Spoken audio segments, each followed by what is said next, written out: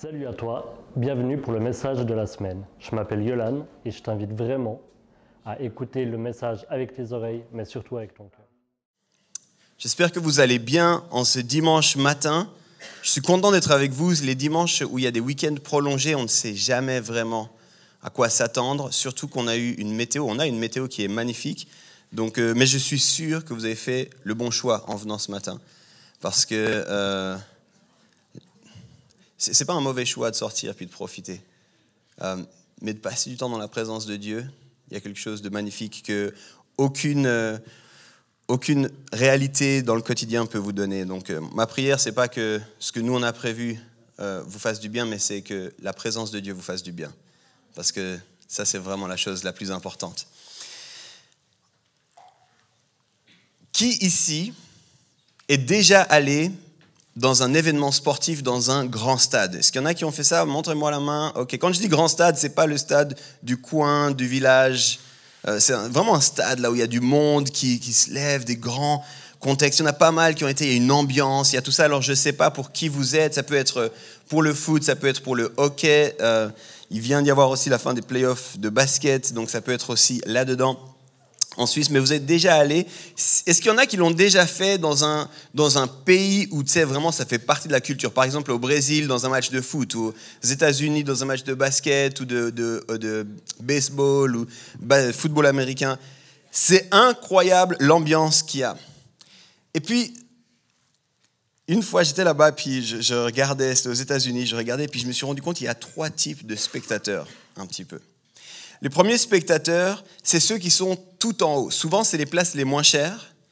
C'est ceux qui sont tellement hauts qu'en fait, ils ne peuvent pas vraiment regarder ce qui se passe. Ils sont trop loin. Donc, ils regardent sur cet écran qui est là, ils essaient de suivre et ils vivent à moitié le truc. Ils vivent un peu dans certaines grandes actions, tu les vois un petit peu s'enthousiasmer, mais la plupart du temps, c'est plutôt un événement social. On est avec 2, 3 amis, c'est chouette d'être là, mais voilà. Ensuite, il y a ceux du milieu. Ceux du milieu, là, c'est un endroit assez sympa. Pour certains, c'est même une dimension quasi politique. C'est aussi dans les cercles du milieu qu'il y a les zones VIP. Donc, tu es un peu là pour le sport, mais tu es aussi là pour montrer aux autres que tu as le droit d'être là, que tu es capable d'être là, que tu t'intéresses un petit peu. Tu regardes, souvent, c'est eux qui commentent aussi comme des experts, tu sais. Ah, mais si c'était moi, j'aurais fait ça à la place de ce joueur, ou bien, mais il est nul celui-ci, ou bien changez-le. Tu sais, c'est voilà, un peu ce genre de personnes-là. Et puis, à moins qu'il faille faire une hola ou quelque chose comme ça, franchement, que tu sois présent ou pas présent, ça ne fait pas une grande différence. Puis après, il y a ceux qui sont tout proches du terrain. Au basket, il y a ceux qu'on appelle courtside. Vraiment, ils sont quasiment assis sur le terrain, quasiment, c'est la prolongation du banc de l'équipe. Tu sais, c'est assez incroyable comme ils sont. Et eux, alors, il y a bien sûr ceux qui ont le luxe et le droit d'y être. Alors, ils y sont juste pour les photos. Mais il y a aussi des gens qui sont des passionnés, tu sais, des fans de chez fans. Eux, ils crient, ils ont l'impression de changer la dynamique. Ils parlent aux joueurs quand les joueurs sont proches d'eux. Ils y vont, ils vivent le truc à fond. Et si tu n'es pas tout à fait là, mais juste au 2e, 3e rang, j'ai été une fois dans ces endroits-là, c'est incroyable. C'est là où vraiment ça vaut la peine d'être spectateur parce que les gars ne s'arrêtent pas tout du long du match. Ils se lèvent, ils parlent, on dirait qu'ils connaissent tous les joueurs, c'est incroyable. Parfois, quand je regarde l'église, j'ai l'impression qu'il y a le même type de personnes qui fréquentent l'église. Je vais boire un peu d'eau.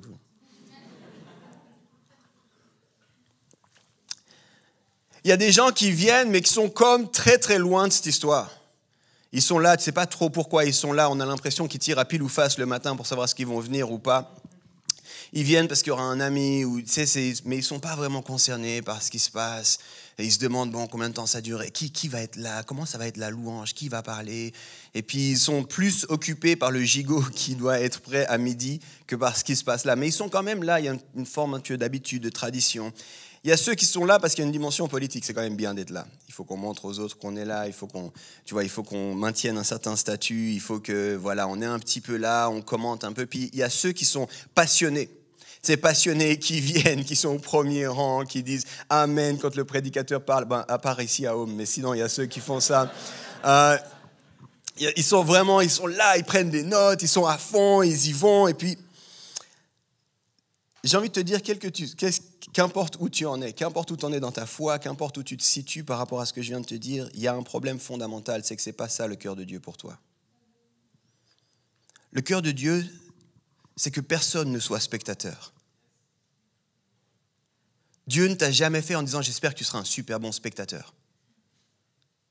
Et alors qu'on est dans le week-end de la Pentecôte, la réalité, c'est que Jésus a donné une mission claire à tous ses disciples, qui n'encapsulaient pas du tout l'idée d'être spectateurs au passage, à tous ceux qui le suivent, tous ceux qui le reconnaissent comme Sauveur et Seigneur, et il leur a dit « vous recevrez une puissance et vous serez mes témoins ». Pas vous serez des spectateurs, pas vous serez des gens motivés, pas vous serez des gens peut-être une fois de temps en temps. Non, vous serez mes témoins. Alors regarde ton voisin, dis-lui ne sois pas un spectateur ce matin.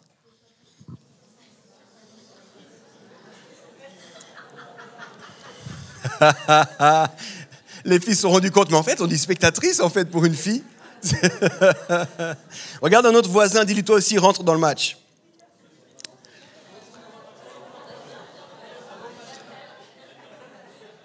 On est dans cette série, puis Alessandra l'a dit juste avant, notre Église, mon histoire.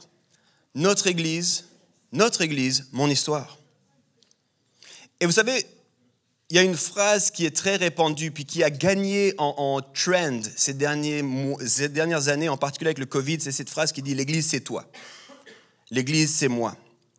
Puis cette idée, elle est vraiment répandue, elle est vraiment, comme je l'ai dit, renforcée. Puis je pense qu'il y a une partie de cette idée, de cette phrase qui est vraie. Mais ce n'est pas tout à fait ce que Jésus avait à l'esprit quand il a dit « je bâtirai mon Église ». Quand Jésus a dit « je bâtirai mon Église », excuse-moi, mais il n'avait pas à l'idée juste ta petite personne. Quand il a dit « je bâtirai mon Église », il ne s'est pas dit « c'est juste toi et moi, j'espère vraiment, je vais te bâtir mon gars ». Il avait quelque chose de plus large sur son cœur. Et l'Église, elle est composée de chacun de nous. Mais c'est aussi un tout qui va bien au-delà de ces murs. C'est un édifice bien plus grand. Et nous sommes appelés à être les pierres vivantes. Ça, c'est des mots de la Bible, hein, les pierres vivantes de cet édifice. Et chez Home, on a à cœur de rappeler que nous ne sommes pas la finalité de l'histoire, nous, en tant qu'individus. Puis c'est important qu'on s'en rappelle parce que dans cette nouvelle série, c'est ça l'objectif, c'est de maintenir cette tension entre l'édifice global, notre Église, et au sein de cet édifice global, mon histoire. Mais on commence par notre Église. On commence par le nous, on commence par la chose globale que Dieu avait, que Jésus avait à l'esprit quand il a dit « je bâtirai mon Église ». Et on réalise que cette grande histoire, elle se compose de plein de petites histoires. Notre Église, mon histoire. Et du coup, on veut encourager les gens à réaliser leur pleine destinée en s'appuyant sur ce que nous vivons et ce que nous construisons ensemble. Je vais le dire autrement, je suis convaincu que tu as une histoire à développer, que tu as une vie, que tu as une destinée, qu'il y a quelque chose d'unique avec toi. Mais je suis convaincu aussi que tu dois t'appuyer sur quelque chose de plus large afin de pouvoir entrer là-dedans. Il y a des mots qui sont répandus dans le Nouveau Testament et quand on parle de donner sa vie à Jésus, on parle notamment d'une nouvelle naissance. Et pour moi, c'est la même réalité que celle de la famille. Puis si vous êtes familier ici, régulier ici, vous savez qu'on parle constamment de l'Église en tant que famille. Mais vous voyez, quand un enfant arrive dans une famille, les parents sont là, je me réjouis de ce que tu vas vivre, je me réjouis de ce que tu vas devenir. Puis des bons parents, la seule chose qu'ils veulent, c'est que l'enfant devienne une merveilleuse personne. Mais jamais ils se sont dit, je me réjouis de ce que tu vas devenir et du coup, j'espère qu'on n'aura aucune relation, toi et moi. Tu sais, deviens la meilleure personne que tu dois être. Débrouille-toi, petit bébé. Tu sais, aucun parent qui fait ça. Si un parent faisait ça, n'importe qui lui dirait, c'est dangereux ton histoire. T'es voué à l'échec dans cette idée-là. Et pourtant, dans l'Église, on est là, c'est génial. Et puis dès que l'Église veut être un petit peu, tu sais, il faut qu'on soit ensemble. Ah, mais non, mais c'est mon histoire, c'est moi l'Église, c'est je suis l'Église. L'Église, c'est moi, l'Église, c'est toi. On n'a pas besoin de passer du temps ensemble. Puis je suis là, non, c'est pas tout à fait exact. Alors le titre de mon message, tu pourras le deviner, c'est « Ne reste pas dans les gradins ». Mais je me suis dit que si on met ça sur Internet, ce sera bizarre. Alors j'ai donné un deuxième titre, qui fait plus chrétien. « Une Église qui envoie ». Mieux ça, hein. Une Église qui envoie. On va prendre la Bible, on va lire un passage, on va aller dans le livre d'Éphésiens au chapitre 4 et on va lire les versets 11 à 16. Je vous laisse le temps pour aller dans vos Bibles. Je crois qu'il y a une force et une puissance à nous-mêmes lire et puis je sais que vous êtes plusieurs à avoir vos Bibles, alors que ce soit numérique ou le papier. Sortez vos Bibles, je vous en prie. Si vous n'avez vraiment pas de Bible, pas de panique. Tout d'abord, le texte va s'afficher, mais en plus de ça, c'est une belle journée, vous avez un cadeau, venez vers nous à la fin, on vous donne une Bible. Ce serait dommage que vous repartiez sans Bible. Éphésiens 4, les versets 11 à 16, je vais les lire maintenant. C'est lui qui a donné les uns comme apôtres, les autres comme prophètes, les autres comme évangélistes, les autres comme bergers et enseignants. Il l'a fait pour former les saints aux tâches du service en vue de l'édification du corps de Christ. Alors là, tous mes amis des stabilos, c'est là qu'il faut sortir vos stabilos. All right? C'est là qu'il faut sortir vos stabilos et il faut souligner ce verset-là. Écoutez bien, je relis le verset 12. Il l'a fait pour former les saints aux tâches du service en vue de l'édification du corps de Christ, jusqu'à ce que nous parvenions tous à l'unité de la foi et de la connaissance du Fils de Dieu, à la maturité de l'adulte, à la mesure de la stature parfaite de Christ. Ainsi, nous ne serons plus de petits enfants, ballottés et emportés par tout vent de doctrine, par la ruse des hommes et leur habileté dans les manœuvres d'égarement. Mais en disant la vérité dans l'amour, nous grandirons à tout point de vue vers celui qui est la tête, Christ. C'est de lui que le corps tout entier, bien coordonné et solidement uni grâce aux articulations dont il est muni, tire sa croissance en fonction de l'activité qui convient à chacune de ses parties et s'édifie lui-même dans l'amour.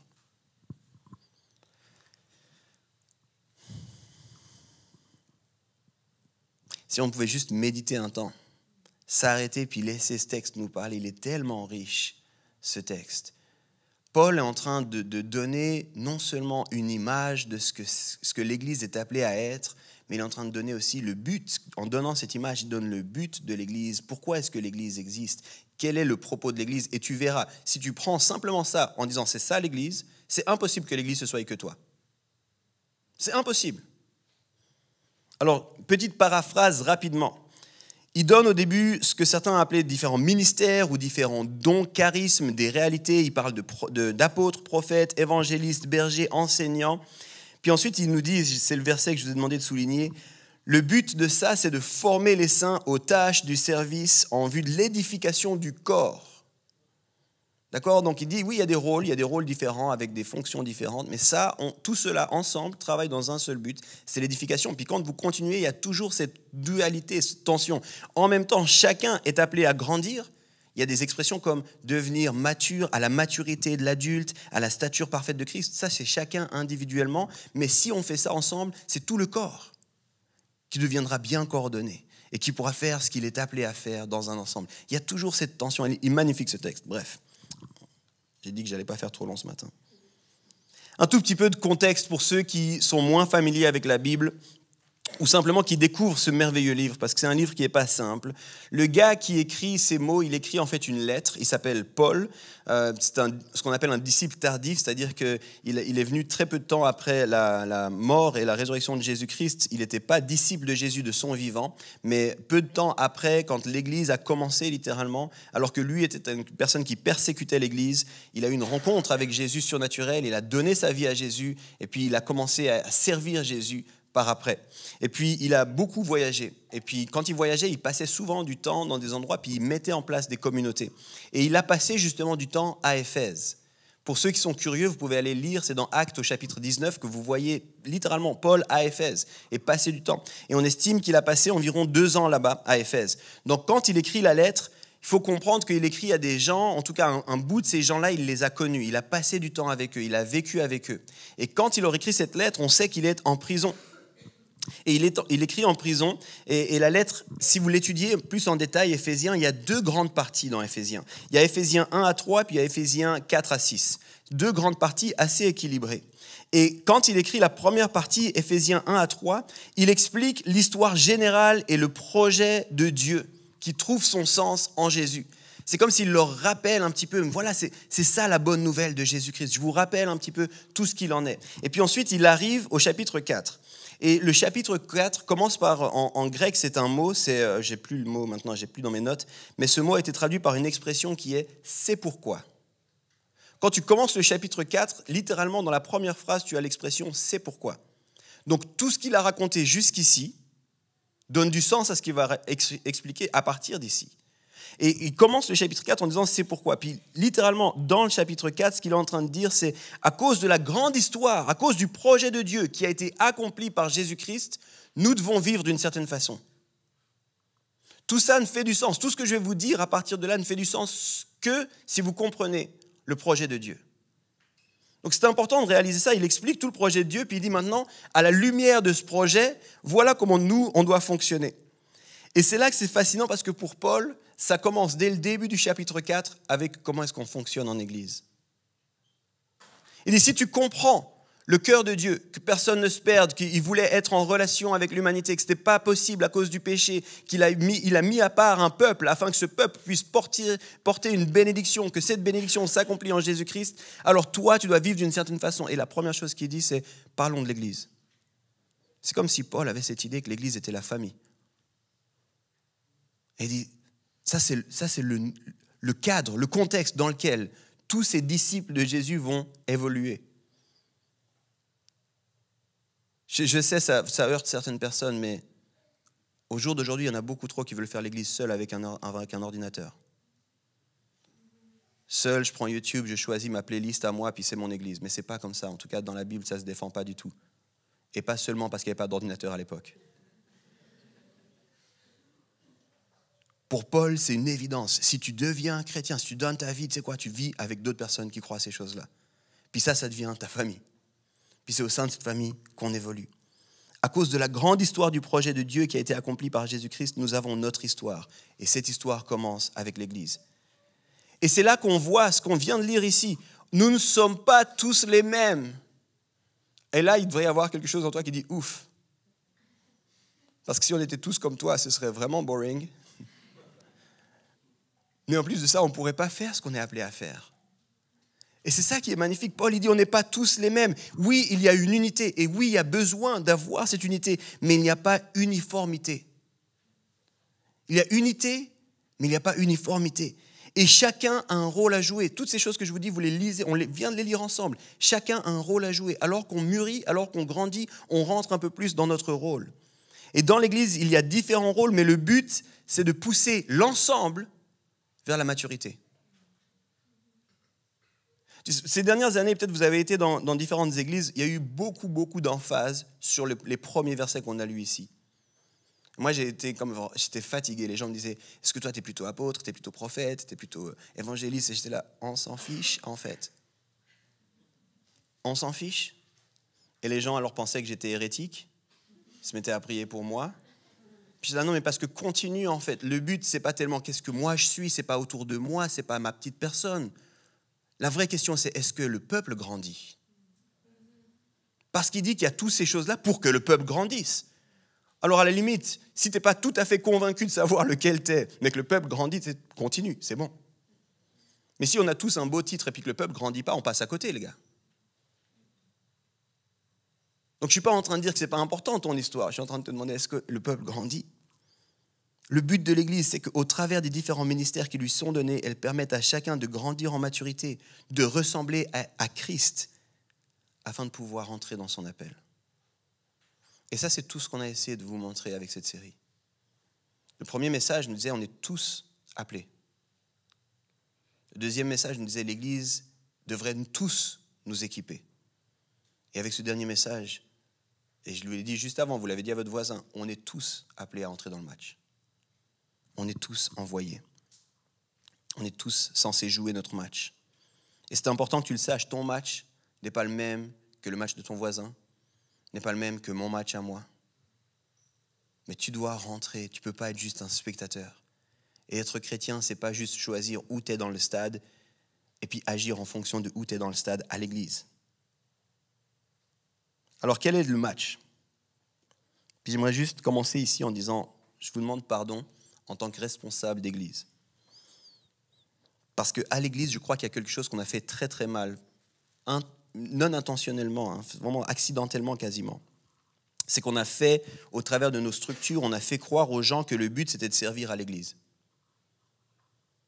On a fait croire aux gens que s'ils ne servaient pas à l'église, ce n'étaient pas vraiment des bons disciples, que ce n'étaient pas vraiment des bons chrétiens, que s'ils ne savaient pas lesquels des 5 qu'on a cités avant ils étaient, ils passaient à côté de leur vie. Tu sais. Puis j'ai envie de te demander pardon. Parce que entrer dans ton appel, ce n'est pas trouver ta place dans l'église de façon opérationnelle. Ça, c'est un petit bout de l'église. Mais l'église, elle doit être ce grand corps qui est capable de faire ce que Dieu lui demande de faire. Souvent, nos modèles, ils ont fait penser que le but du christianisme, c'était d'être ici sur scène et de prêcher. Puis souvent, on a grandi avec cette idée, encore une fois, sourde. Personne ne l'a jamais vraiment dit depuis la scène. Mais entre nous, on sait qu'on s'est toujours dit que les gens sur scène, ils sont un peu plus sains que les autres. On ne l'a jamais officiellement dit, hein, mais on a toujours pensé, si un jour je suis sur scène, c'est quel privilège, c'est incroyable. Là, en tout cas, j'aurais touché un bout de mon appel, alors que pas du tout. Souvent, on l'a fait comprendre de plein de façons, puis je vais te donner un tout petit peu un exemple générique. Très souvent, voilà comment on fonctionne dans les églises. Quand tu es nouveau, on te demande de lever la main, puis on te demande, c'est quoi ton prénom? Merci d'être là, bienvenue. On va s'occuper de toi, t'en fais pas. On a peut-être un cadeau, on a peut-être un petit quelque chose, un formulaire à remplir ou quoi, on veut rester en contact avec toi. Donc une fois que tu as levé la main, c'est bien. Une fois que tu es revenu 2-3 fois, qu'on a compris que tu savais où étaient les toilettes, que ça marchait avec un code, alors on passe à l'étape d'après. Là, on te dit, il faudrait que tu puisses donner un coup de main. Tu vois, les bonnes personnes donnent un coup de main. Si tu pouvais donner un coup de main, il y a pas mal de choses à faire. Peut-être les chaises, peut-être des rangements, peut-être la technique, peut-être les enfants, peut-être quelque chose. Là, il faut que tu donnes un coup de main. Si tu viens régulièrement et tu donnes un coup de main, il y a l'étape d'après. L'étape d'après, c'est qu'il faut que tu ailles dans un groupe de maison. Parce que les bons disciples vont tous à un groupe de maison. Et d'ailleurs, c'est un petit peu la façon qu'on a de se saluer dans l'église. C'est salut, moi je m'appelle Yves, je vais dans le groupe de maison du mardi soir. Toi, c'est comment? Oh, moi c'est Bernard, je suis dans le groupe du lundi matin. Oh, trop bien, j'ai entendu des bonnes choses de votre groupe lundi matin, c'est incroyable. Sois béni Bernard, toi aussi mon frère, merci. Et après passe une autre personne qui s'appelle Alexandre. Je dis, Alexandre, comment tu vas? Ça va? C'est quoi ton groupe de maison? Ah, je sais pas trop. Écoute, il y en a un le mardi, le mercredi, le jeudi. Écoute, celui de Bernard, ils sont assez remplis, mais peut-être qu'il y a une place pour toi. Et on fait comprendre à Alexandre que s'il est bon chrétien, il va dans un groupe de maison. Une fois que tu es un bon chrétien, que tu viens régulièrement, que tu donnes un coup de main, puis que tu as un groupe de maison, il y a 2-3 choses particulières qui font de toi une élite. Tout d'abord, si tu peux prendre le micro le dimanche matin. Là, si tu peux prendre le micro, la présidence, quelque chose, un petit peu les annonces, quelque chose comme ça veut dire vraiment que tu es quelqu'un de spécial. Si tu peux servir à la Sainte Seine, si tu peux servir à la Sainte Seine, là, ça veut dire qu'il y a vraiment une onction sur toi. Puis alors, le top du top, c'est si tu peux prêcher. Encore une fois, on ne l'a jamais dit. On ne l'a jamais dit, mais pour quiconque a été un certain temps dans les églises, on l'a un peu ressenti. Je caricature ici, volontairement, je viens déranger un petit peu nos modèles, volontairement, mais c'est souvent quelque chose qu'on a ressenti. Et c'est pour ça que je te demande pardon. Parce que le but de l'église ne devrait jamais être que tu puisses prêcher. Le but de l'église, c'est que tu puisses devenir mature afin de faire ce que Dieu t'appelle à faire. Si c'est prêcher, alors oui, le but, c'est qu'elle te laisse de la place puis qu'elle te donne de la place pour prêcher. Mais si ce n'est pas prêcher, on ne devrait jamais ressentir une pression de « je ne suis pas assez bon chrétien ». À Home, on a même en fait une idée quasiment inversée. Et là, je sais, on choque beaucoup de personnes, mais on est assez convaincus que 97% des gens de l'église, leur appel n'est pas dans l'église. On est convaincus qu'en fait, il y a un petit pourcentage, c'est des idées, c'est des ordres d'idées là sur les chiffres, mais environ 3%, on doit travailler pour vous servir, pour vous équiper, afin que vous puissiez faire le taf à l'extérieur. Ça, c'est une conviction qu'on a ici. Un petit groupe qui est censé servir et qui a justement cet appel d'être, vous vous souvenez la liste qu'on a lue au départ, afin d'équiper les saints, afin que les saints puissent faire l'œuvre. Imagine un instant, si nous tous autant qu'on est, nos appels étaient là, qui allait faire le travail à l'extérieur?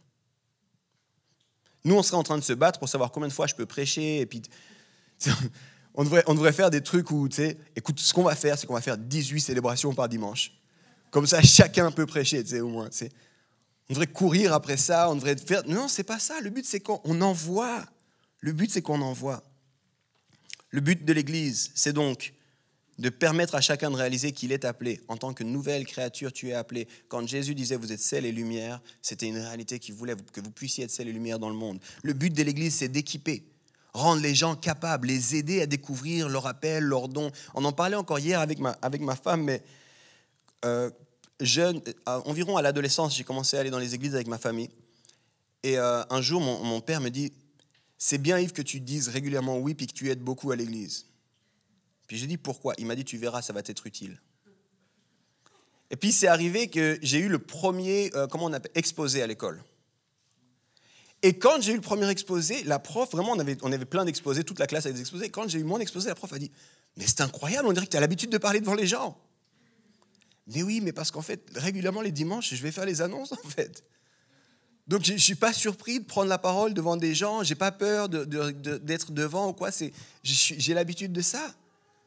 Et on parlait, c'est incroyable le nombre de choses qu'on peut apprendre en servant à l'église, en donnant un coup de main ou quoi. Mais le but n'est pas qu'on soit tous ici à l'église. Alors, je termine avec cette phrase qu'on répète régulièrement ici parce qu'on croit qu'elle est vraie et puis parce qu'elle nous touche. Elle vient de Dietrich Bonhoeffer, qui est un théologien qui est décédé à la fin de la Deuxième Guerre mondiale. Il dit la chose suivante: l'Église n'est réellement Église que quand elle existe également pour ceux qui n'en font pas partie. Je répète cette phrase: l'Église n'est réellement Église que quand elle existe également pour ceux qui n'en font pas partie.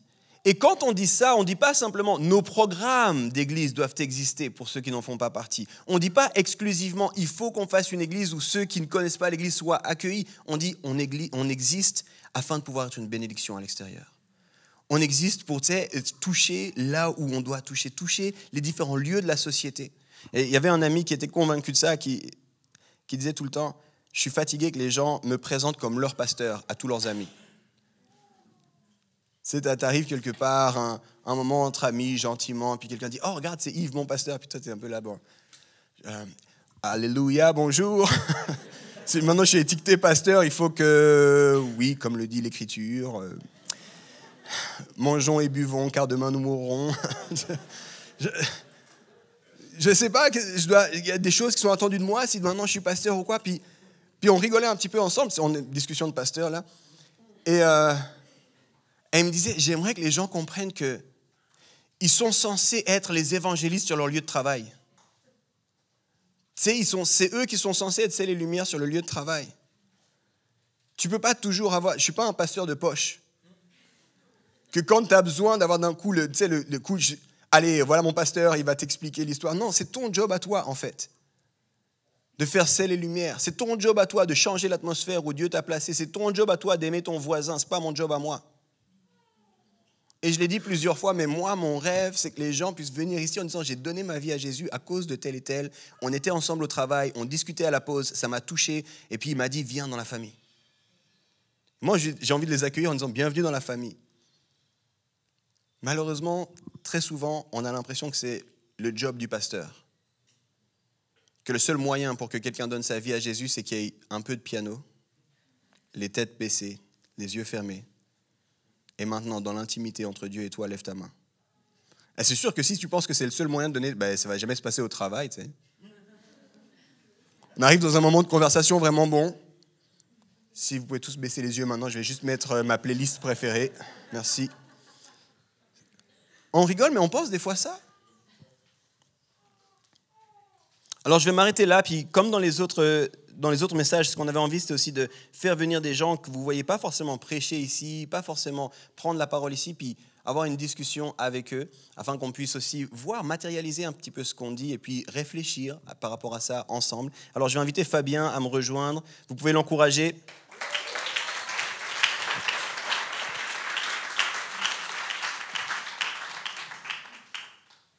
Tiens. Tu vas bien, Fabien ?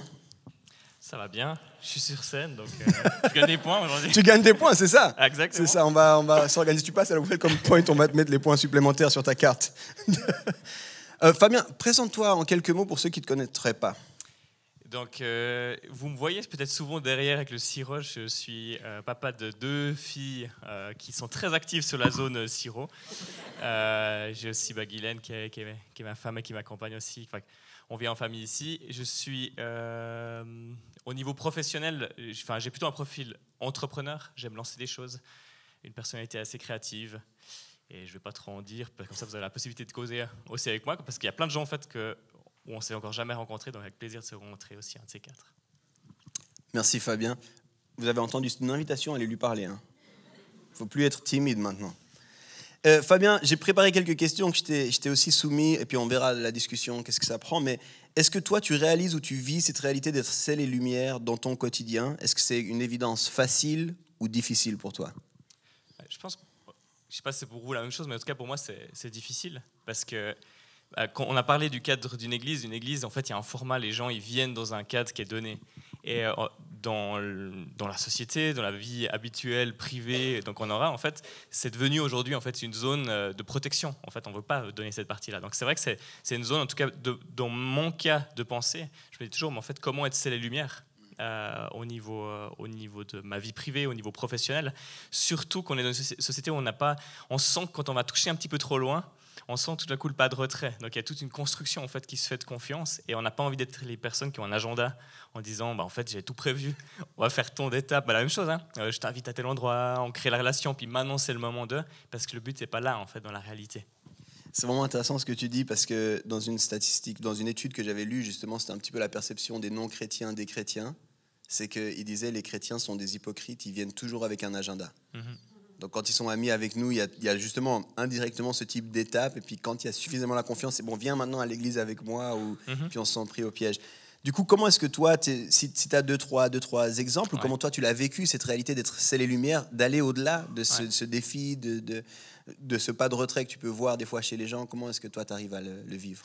Je réfléchissais, parce que la question, je l'avais reçue, puis je réfléchissais en disant, mais en fait, c'est la lumière dans le témoignage, j'ai l'impression que pour le coup, je ne suis pas très bon dans ce cadre-là. Je ne suis pas quelqu'un qui va régulièrement trouver en fait, la manière d'intégrer en fait, Jésus. Et en fait, ça ne me correspond pas trop dans le style, et c'est plus les zones en fait, où Dieu a transformé ma vie, en fait, qui viennent se retranscrire dans la mission qui m'ont été données. Donc, par exemple, une mission, c'est l'entreprise, donc c'est le milieu professionnel.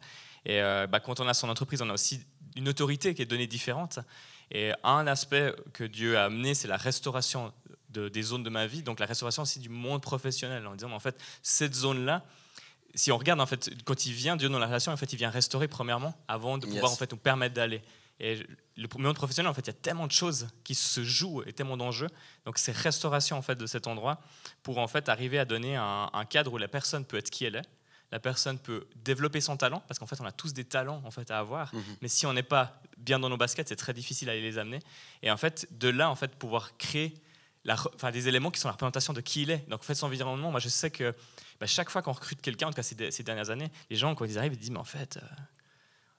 je suis sur le cul, quoi. Parce que j'ai l'impression de ne pas avoir... d'avoir jamais vécu ça. Là, encore dernièrement, quelqu'un qui me disait, mais en fait, cet endroit, en fait, je l'ai rêvé, mais en fait, je croyais qu'il n'existait plus. Et aujourd'hui, je le retrouve et ça me met une pression. Je dis, mais... Alors, pas de pression d'abord, mais c'est aussi un endroit où en fait, on voit que c'est pas grâce c'est grâce à Dieu qui vient donner en fait, des révélations, qui viennent transformer ces endroits et qui sont en fait révélateurs. Après, la question, c'est pourquoi c'est comme ça. Je peux expliquer en fait. Et ça ouvre en fait, un terrain qui est juste naturel. La porte, elle est ouverte à la discussion. Incroyable. Incroyable. Je sais, et puis ça, vous irez lui demander un petit peu, mais quand je parle à des gens du même milieu un petit peu, puis qu'on parle de ton entreprise, le rayonnement de ton entreprise est assez intéressant, où régulièrement les gens disent justement, mais c'est un endroit, tout le monde rêverait de travailler là-bas parce que ça fait bon vivre dans cet endroit-là, ou bien des gens qui disaient, mais on n'a que des bons échos de leur travail, de ce qu'ils font, de quoi, donc c'est On essaye, hein. Je pense qu'on ne l'a pas tout le temps. Pour aller un peu plus loin, du coup, ça, c'est ce que toi, tu vis dans ton quotidien, peut-être en particulier professionnel, qu'on a un petit peu touché ici.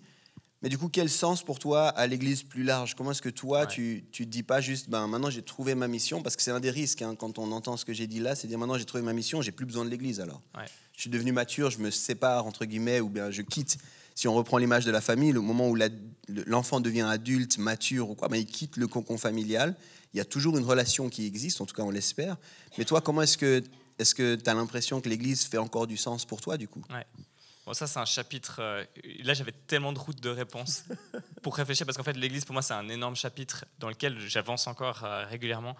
Peut-être juste pour la petite histoire, quand j'ai rencontré Jésus, pendant 10 ans, j'étais à fond dans tout ce qui était l'Église en général. Donc, investi toute mon énergie. Comme il y a le côté entrepreneur, beaucoup de projets, personnes connues, jusqu'à que j'arrive au constat, je me dis, mais en fait, je connais que des chrétiens, quoi. En fait, mon réseau...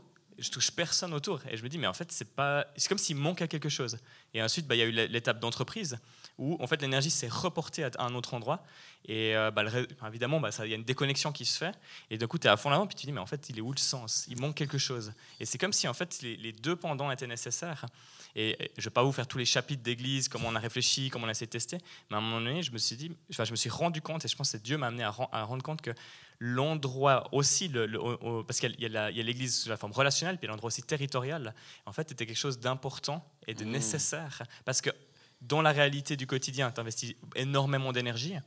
Tu vas chercher vraiment la relation individuelle. Donc là, on est vraiment dans ce côté où je suis l'Église, mais dans la notion individuelle, mais tu as besoin en fait, des autres autour de toi. Et le fait de reconnecter en fait, avec un endroit, il est essentiel. Parce que ces dernières années, on avait vécu le mode Église.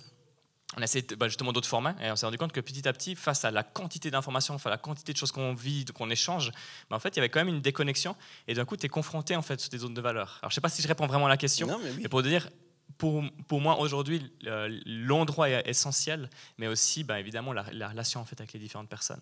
Et ça, c'est large, parce qu'en fait, on a une connexion. Enfin, c'est incroyable quand même. On a une connexion. Tu vas aux États-Unis, tu vas n'importe où, en fait, tu vas rencontrer, et tu as une zone de valeur similaire. Et aujourd'hui, on est dans une société où on n'arrive pas forcément à connecter, parce qu'on a des zones de valeur qui sont tellement individualisées que ça devient extrêmement difficile de donner la confiance. J'aime personnellement beaucoup ta réponse. Je ne sais pas si les gens ont aimé ta réponse, mais je pense qu'elle est vraiment, vraiment intéressante. Et on veut remercier Fabien. Fabien, je te remercie. On va finir ici. Tu peux le mettre, regarde, il y a un pied juste là-bas, juste après le rideau. Merci beaucoup. J'espère que ça a fait la même chose pour vous. Moi, ça me donne envie de continuer la conversation avec Fabien. Alors, je connais Fabien, c'est bien. Il s'est ouvert aujourd'hui et il a commencé en disant « je ne dis pas trop, comme ça vous pouvez venir me voir ». Il a donné aussi un petit tips, les filles, le bar à sirop. Donc, si vous ne savez pas trop où aller, il y a Guylaine aussi juste à côté de lui. N'hésitez pas à aller les rencontrer et découvrir. Mais c'est vrai que c'est une des personnes avec qui j'aime beaucoup réfléchir sur ce genre de sujet-là, un petit peu ces tensions, comment on vit ça et quel sens ça a. Donc, merci beaucoup Fabien. Vous avez vu l'équipe de louanges revenir. C'est-à-dire qu'on arrive gentiment au bout. Notre Église, mon histoire. Puis je l'ai dit, si tu as été avec nous durant cette série, si tu n'as pas été avec nous, tu peux réécouter les autres messages, si jamais. Ils sont disponibles en ligne, de plein de façons. Mais Cindy, qui a ouvert cette série, a parlé du fait qu'on était tous appelés. Que ce n'était pas une réalité de quelques-uns. À partir du moment où tu donnes ta vie à Dieu, à partir du moment où tu reconnais Jésus comme ton sauveur et ton Seigneur, il te considère comme membre de sa famille. Et sa famille, ce n'est pas une bande de spectateurs. Sa famille, c'est une bande de témoins. C'est une bande de témoins là où il les place. Et puis, peut-être au passage, que pour toi, être envoyé, c'est trouver ta place puis prendre ta place à l'église. Parce qu'il y a aussi des personnes qui sont appelées à l'église. Ce que j'avais envie de dire, c'est qu'on est tous envoyés, puis la majorité d'entre nous, ce sera en dehors de l'église. Et c'est tout à fait OK. Avec le deuxième message, c'était Biola qui parlait comment l'église nous équipe, comment Dieu utilise l'église comme lieu d'équipement. Puis là aussi, c'est possible de le réentendre. Et moi, je voulais conclure en te disant, en tant qu'église, on veut être une bande d'envoyés, on veut être une plateforme d'envoi, un lieu où les gens partent. C'est peut-être une minorité qui va rester à l'intérieur, mais c'est aussi possible. Et la majorité, c'est vous partez. Et puis, Fabien est un exemple de ceci, mais il y en a d'autres aussi à qui, quand on a commencé à cheminer ensemble, j'ai dit, dis-nous comment nous, on peut te servir en tant qu'Église. Dis-nous qu'est-ce qui fait du sens pour toi. Parce que ce que vous faites au quotidien, et vous êtes beaucoup comme lui, ça demande beaucoup de travail. Je vais te donner des exemples. Un exemple ici qui me touche moi personnellement, il a parlé des enfants. Quand des parents viennent avec des enfants, c'est des gens qui ont l'habitude, ils ont toute la journée des enfants. Ma femme a 4 enfants à la maison et elle ne travaille pas, donc elle est tous les jours avec 4 enfants quasiment. Quasiment parce que les grandes sont à l'école. Il y a 2 possibilités de faire en tant qu'Église. La première, c'est de dire elle a une bonne expérience avec les enfants. On va lui proposer d'aider à l'enfance. Parce que les bons chrétiens servent. Mais l'autre approche, c'est de se dire, ce que tu fais auprès de cette prochaine génération, avec les défis de ce que ça veut dire que d'être un enfant qui va à l'école, il parlait avant des valeurs, de tout ça, et puis toi, tu es censé être un rempart, un lieu de sécurité pour ces enfants-là. L'autre option, c'est de dire, comment est-ce que nous, en tant qu'Église, on peut te servir, toi ? Comment est-ce que nous, on peut t'équiper afin que tu puisses continuer à faire ce job pendant des années ? Parce qu'être parent, c'est un job à plein temps. Mais c'est vrai aussi pour tous ceux qui sont dans des postes, quel que soit ton poste, comment est-ce que nous, on peut te servir ? Et c'est pour ça que régulièrement ici, on parle plutôt de contribuer à la vie de famille plutôt que de servir. Une minorité sert, puis donne du temps, puis on a du monde qui fait ça. Mais une majorité, c'est juste de la contribution. On contribue à la vie de famille. J'ai commencé avec une image de sport, alors j'aimerais terminer avec une image de sport. J'ai commencé avec cette image des gradins, et puis comment est-ce qu'on peut être situé, puis comment ça peut se retrouver dans l'église. Puis c'était un gars qui est connecté avec Jeunesse en Mission qui s'appelle Daryl Miller, qui a donné cette image. Et puis quand il m'en parlait, j'étais là, elle est incroyable cette image, je vais te la voler. Il m'a dit, s'il te plaît, vole-la. C'est ce qu'on se dit entre prédicateurs toujours, vole mes idées, c'est magnifique, c'est-à-dire qu'ils doivent se répandre. Il disait, l'église, c'est comme le vestiaire à la mi-temps du match.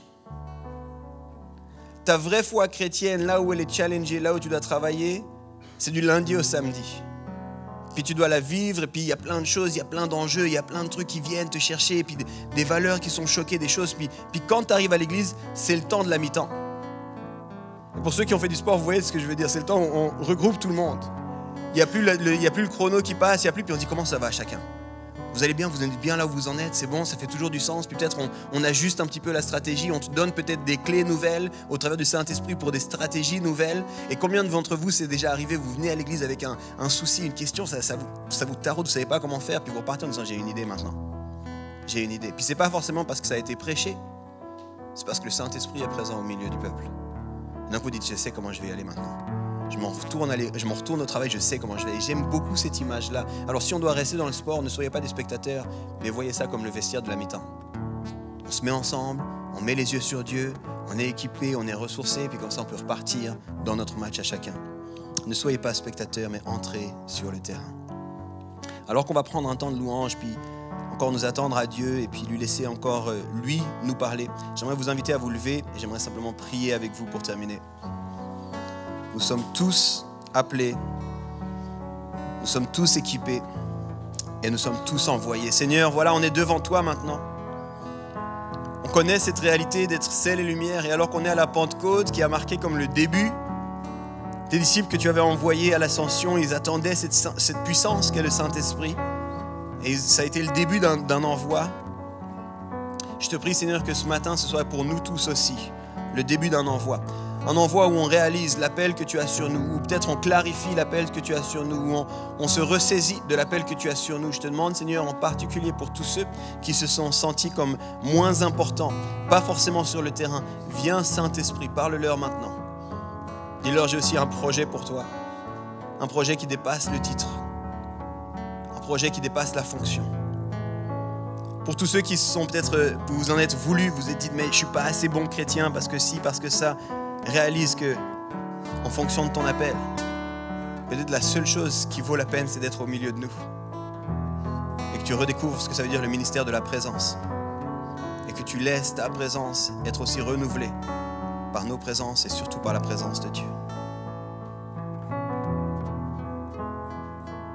Seigneur, je te prie qu'on puisse être une église pour ceux qui n'y vont pas. Une église qui ne cesse de réaliser que d'être mature en toi, c'est d'être un de tes témoins, là où tu nous as placés. Alors Seigneur, voici ma vie, mes dons, mes talents, mon temps. Envoie-moi. Envoie-moi. Envoie-moi. Dans le nom de Jésus-Christ. Et tous ceux qui sont d'accord avec cette prière peuvent dire avec moi. Amen.